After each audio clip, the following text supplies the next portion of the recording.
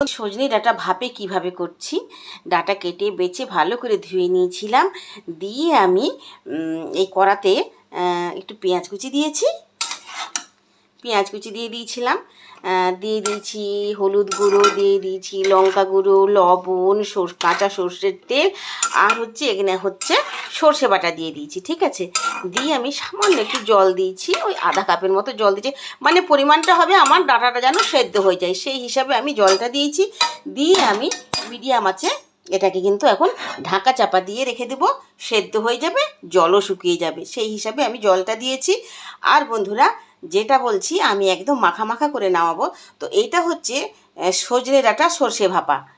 তো কেমন লাগলো অবশ্যই বলবেন।